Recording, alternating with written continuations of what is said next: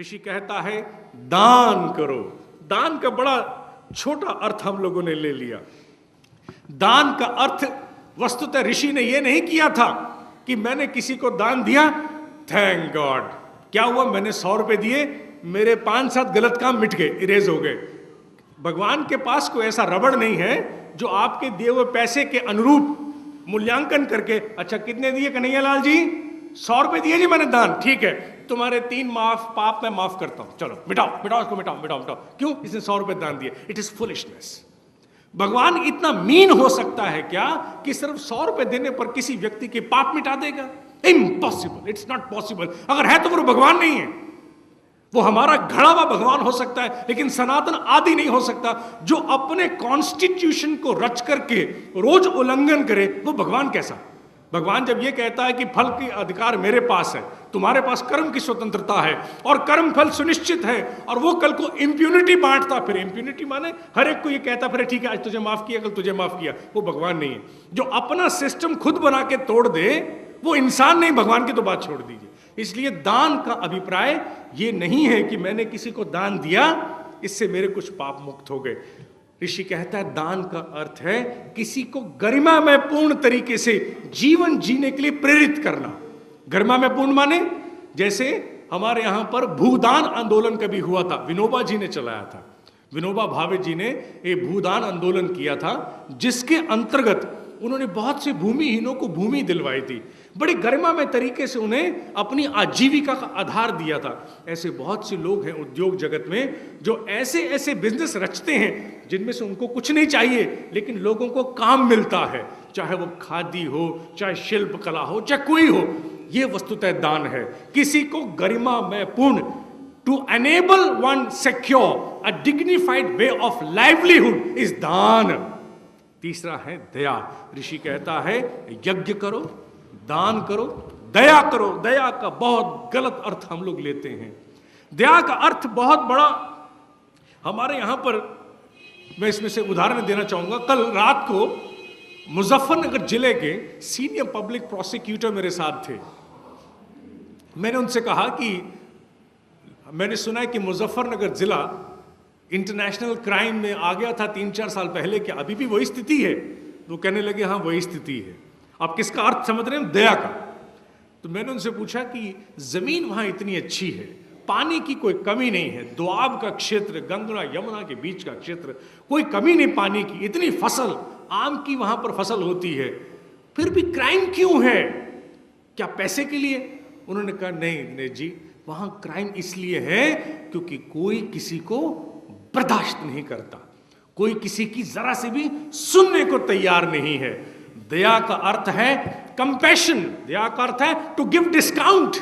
हम एक दूसरे को डिस्काउंट कितना देते हैं? सेल लगती है साहब साल में एक बार 20%, 25%, 75%। No, not that sale. वो सेल जो हमारे माध्यम से हर घड़ी होती है। आपने कोई कड़वी बात की, जब आपने कड़वी बात की और मैंने उसको अगर सुन लिया, इसका अर्थ ये आई हैव डिस्काउंटेड इट, मैंने डिस्काउंट दे दिया। और मेरे डिस्काउंट देने से मेरे कौन से दायित्व का निर्वाह हुआ? मेरी दया का निर्वाह हुआ। इसे कहते हैं दया। लेकिन दया का अर्थ हम लोग बहुत दूसरा लेते हैं। दया का अर्थ हम लेते हैं कि जो पंगु हो गया है, जो किसी काम का नहीं है, उसके प्रति दया। No, not that.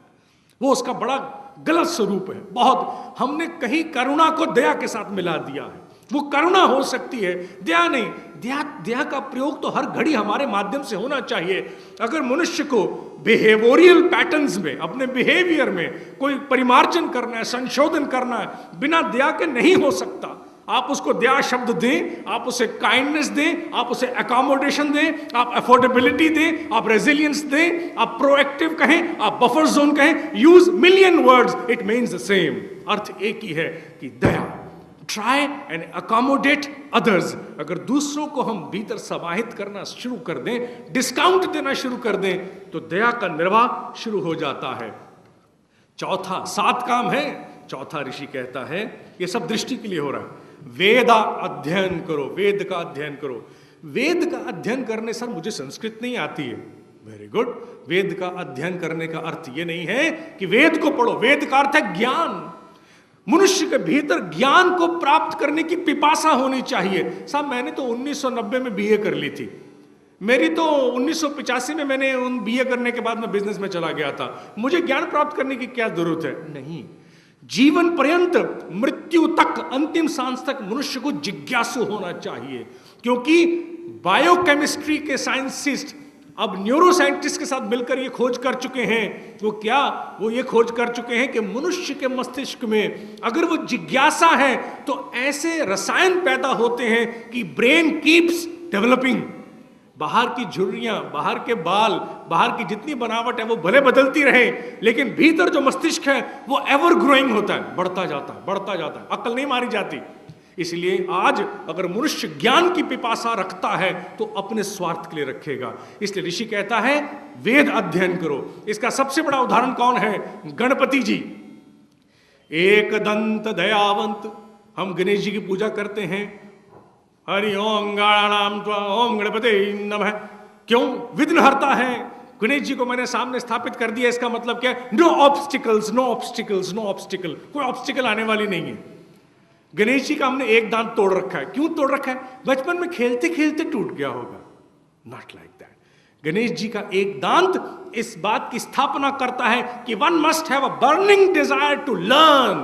वो क्या कहते हैं कि जब व्यास ऋषि ने आदि ग्रंथों की रचना करनी थी, तो जब वो रचना करने के लिए व्यास जी बैठे तो उस समय उनको ध्यान आया कि मेरी स्पीड ऑफ राइटिंग इतनी फास्ट नहीं है, इतनी तेज मैं लिख नहीं सकता हूं, मैं क्या करूं?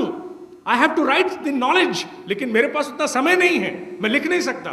तो उन्होंने गणेश जी का आवाहन किया। आवाहन किया माने इनवाइट किया। गणेश जी सामने उपस्थित हो गए। तो उन्होंने कहा गणेश भगवान, मुझे काम करने के लिए ब्रह्मा जी का आदेश हुआ है, मुझे कुछ ग्रंथ रचने हैं, लेकिन मेरी राइटिंग स्पीड इतनी है नहीं, ना मैं इतनी तेज लिख सकता हूं, लेकिन मेरे पास नॉलेज है। Can you help me?